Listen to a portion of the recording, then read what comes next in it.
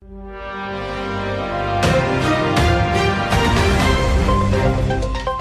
منطقة شينجيانغ ذاتية الحكم لقومية الإيغور تركستان الشرقية المحتلة من قبل الصين، حيث قامت الحكومة الصينية بتوطين الصينيين من قومية الهان، وقامت الحكومة الصينية بتوسيع سيطرة الهان شيئا فشيئا لزيادة قوتهم في المنطقة. وقد أصدرت الحكومة قانونا جديدا يجبر كل عائلة من سكان تركستان الشرقية على تسجيل عقد لدى الحكومة مع شخص من الهان على أن يتواجد معهم داخل المنزل وكأنه أحد أفراد الأسرة، وقبول زواج الإيغور بالصينيين الهان، ويجب وضع علم الصين داخل جميع منازل الإيغور.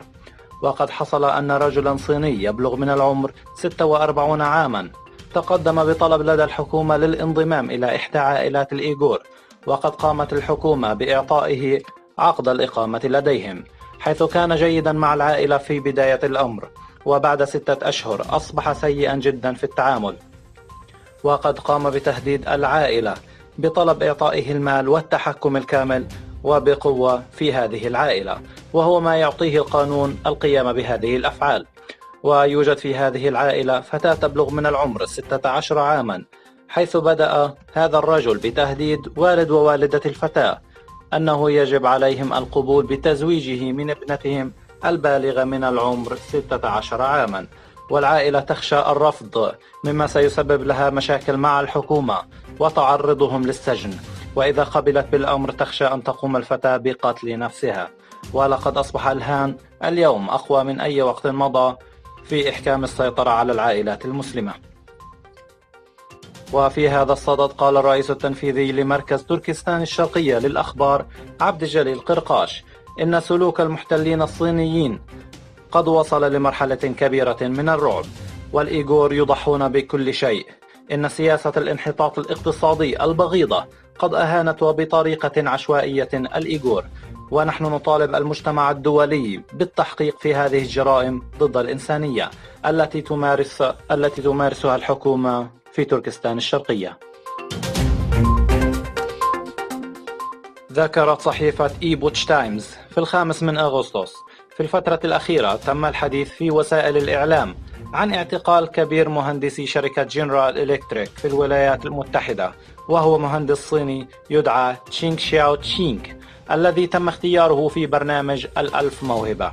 حيث تم اعتقاله من قبل مكتب التحقيقات الفيدرالية، وقد اتهم بسرقة ملفات رقمية سرية للشركة وتقديمها إلى المنافسين لشركة جنرال إلكتريك.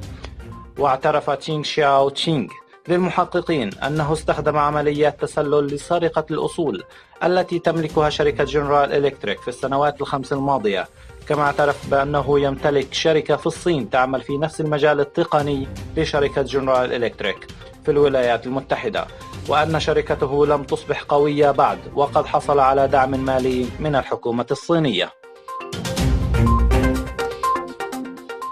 أعلن الرئيس التركي رجب طيب أردوغان خطة عمل 100 يوم للحكومة في العاصمة أنقرة، والتي تضم 400 مشروع مهم في مجالات التمويل والطاقة والتجارة الخارجية والبنية التحتية والدفاع والسياحة، باستثمار 46 مليار ليرة، ما يعادل 61.6 مليار رمنبي. وقال أردوغان في نفس اليوم أن تركيا ستدرج الصين والمكسيك وروسيا والهند باعتبارها أسواق ذات أولوية للتصدير في المستقبل. وقال أيضا أن تركيا تخطط لإصدار سندات مقومة بالرمنبي لأول مرة. ذكرت شبكة أسوشيتد بريس أن المملكة العربية السعودية قامت بطرد السفير الكندي من السعودية وتجميد جميع العلاقات الثنائية بين البلدين، واستدعاء السفير السعودي لدى كندا بسبب انتقاد الحكومة الكندية للمملكة العربية السعودية لانتهاكات حقوق الإنسان بما فيها حقوق المرأة وحرية التعبير. هذا واعتبرت المملكة السعودية ما قامت به كندا تدخلا في الشؤون الداخلية للمملكة.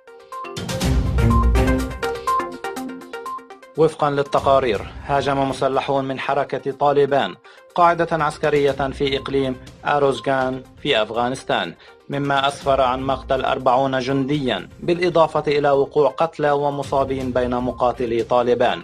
ولم تعلن الحركة عن عدد قتلاها.